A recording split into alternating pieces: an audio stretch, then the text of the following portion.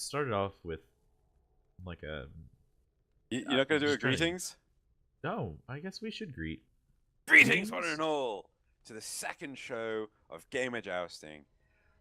We got your pilot here, Tobiah, and you got your co-pilot here, Xenogallion, or Drew, whichever. Xenogallion.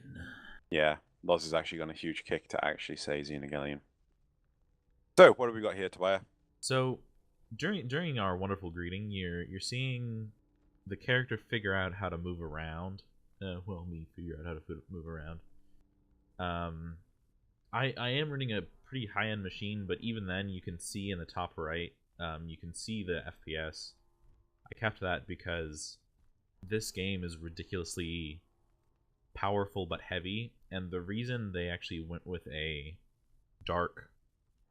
this kind of look where everything is dark until you physically shine light on it. Hold on. Did you just smack the door in your own face? Yeah, so this is actually really fascinating.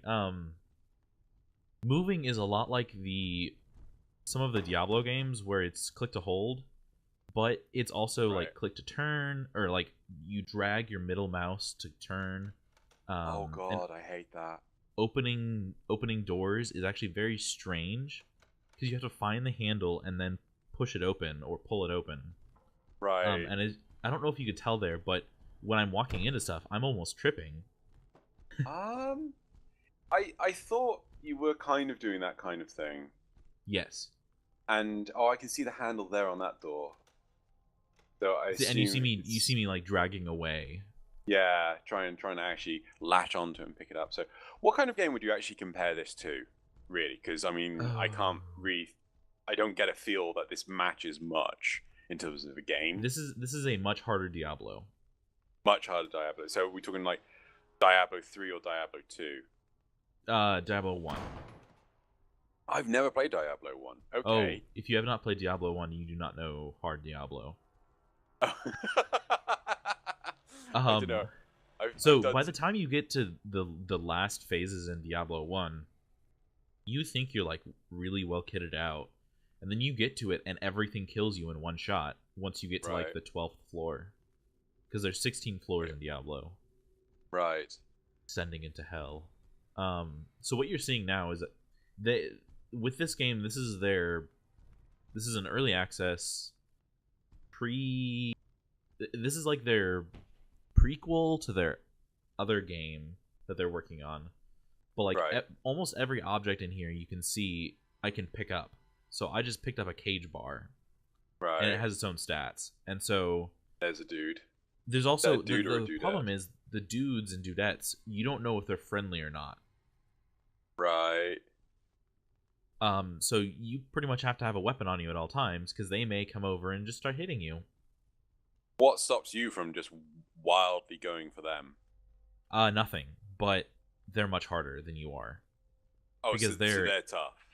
Right, because they're AI, they're not human, and we actually have the harder end of the system. Right. Okay, that's actually kind of cool. Okay, so if the audience hasn't actually realized at this point... this game is called Exanima. That helps. I should start off with that.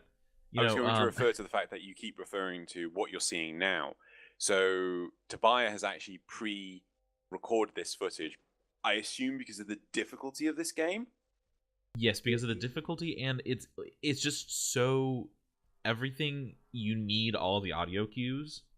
This would be a terrible game to actually play with somebody in your ear, because you need everything possible in the environment to give you clues. What is that you just picked up?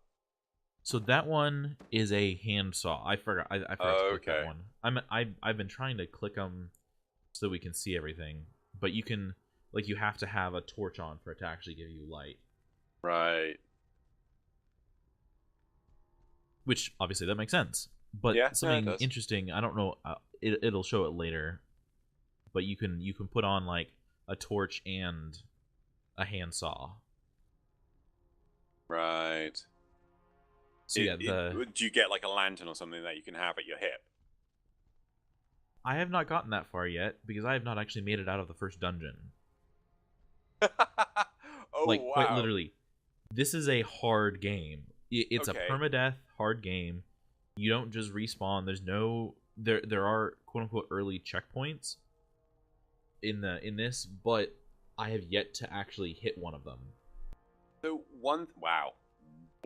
Okay. So one Yeah, thing I've noticed here, you've got like the likes of an anvil, a furnace, so on and so forth. Yes. Could you actually make tools here? Could you make weapons? So far, I don't think so. I would love Right. to, and that would be something really cool. But they don't seem to have that in this yet. Right. But they do have lots of like there's tons of little things that you look around and you go, why is this even here? Like that you can move the clamps. Yeah. I think nope, he didn't move the clamps. You can move everything everything you can touch. But you notice it also has, even at 50 FPS, you're still seeing a very smooth visual transition when I spin fast. Right. Which they wrote their own engine for this whole thing.